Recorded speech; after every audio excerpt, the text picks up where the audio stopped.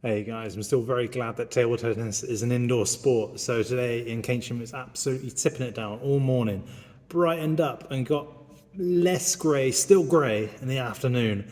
And then yeah, in the evening, and yeah, playing table tennis with 14 other people. So I'm Mark, the table tennis player, coach, enthusiast, whatever you want to call me at this point in time, down here in a little town called Keynsham between Bath and Bristol, talking about all things table tennis. What happened this week, really, for me?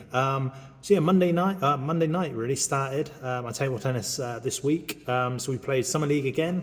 So this week we had Matthew Mack and Phil Whitman playing in our summer league team. So these two players had never played league table tennis before, so brand new to Bath and District. Made sure they got signed up with Table Tennis England to get their TTE numbers to be able to play.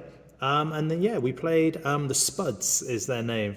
So yeah, that was a team made up of sort of I think division 1 and 2 players.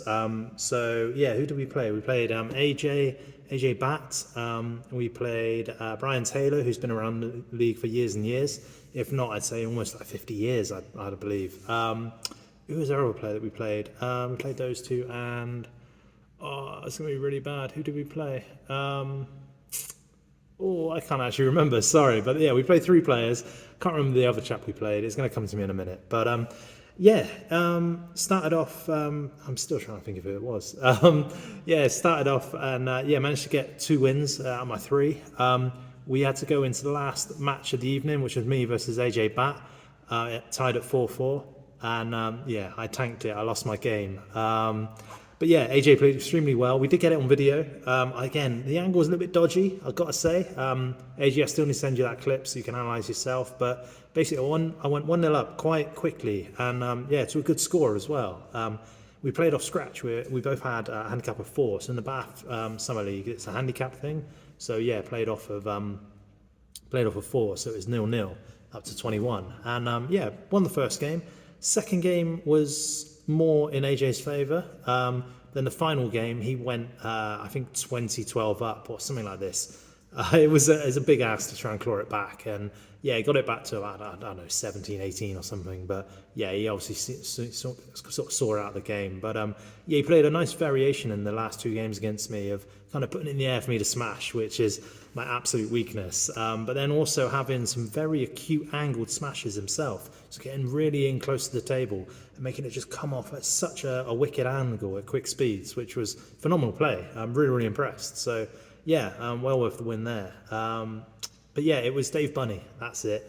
Who was the other player? So yeah, I managed to come through against Dave Bunny and Brian Taylor. Okay, Brian took a set off me actually. He's got this pimple bat, which was really hard to play against. Poor old Phil, he tried really hard, but obviously sort of came through and lost his games. But they were all getting really, really close as he was warming up into it.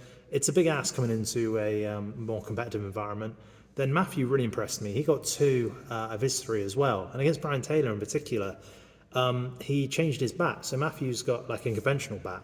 He's a shake-hold player, Hong Kong lad, but traditional shake hand grip. But then he's also got a bat which has short pimps on. So he actually, very cleverly for a young lad, switched his bat and played with pimps against Brian Taylor. So then every time it sat up with that really sort of dull thud on the pimps, and they were having these really like tight battles on the backhand. They both had it on the black side, generally on their backhand. They didn't twiddle too much. But then, yeah, as soon as it sat up, Matthew was on it. The last game was like 21-5, I think it was. It was phenomenal.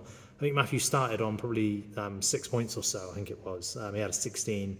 Brian had 10, I think it was. So, yeah, really, really good. But, yeah, Matthew, well played, mate. And, yeah, thanks a lot, Phil, for stepping in. We'll make sure we both get some more experience this summer and, yeah, enjoy it some more, hopefully. I think it's Phil's birthday coming up soon. So, a belated or I guess in the future, happy birthday to you, Phil. Where hopefully I think a new bat's coming. Best kept secret, that one, I think. But yeah. Then, yeah, tonight we had Thursday night, so we had it down here in the Fair Hall. So yeah, last week we had 20 odd people in the room, which was almost too many. I mean, it was in actuality too many because there was a lot of people waiting around and sitting around. We had quite a few young kids last week as well, so I think it was quite getting quite touchy for them, so they just want to keep playing, you know what I mean? And I would as well. I want to keep playing if I come to a place like this. But yeah, tonight I think it put a few people off, so we only had I think 12 or 14 in the room when it was at Alex Max. One new player came, Warren, so hopefully, Warren, you enjoyed it.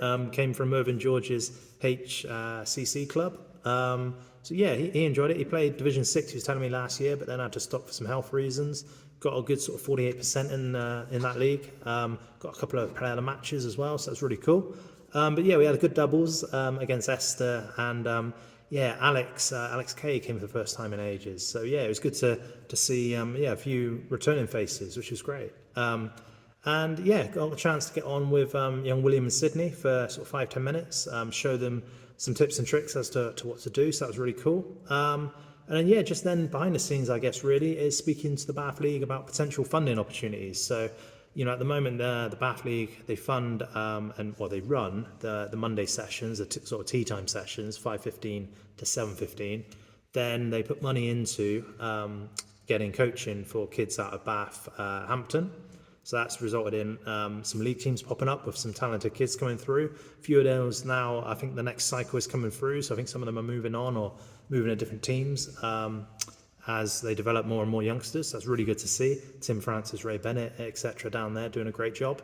And yeah, that's the only two sort of ventures the Bath League have. So us being right on the cusp of Baines / Bristol, South Gloucester, we are kind of one of the furthest points out in Baines. But as you've said, yeah, as you've seen with the numbers here, 20 odd, 12, 14, whatever it may be, on 4 tables here, it's phenomenal. And we've packed so many players into the league over the last sort of nearly 9 years we've been running now. But we haven't had a penny in terms of regular funding opportunities from anywhere really, be it Table Tennis England, be it Bath League, be it anywhere. So yeah, we were fortunate enough to have a few table sponsors back in the day. My workplace, Rainbow at the time.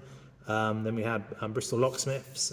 We had Redfern Osteopaths. So all those businesses still going, I'm pleased to say.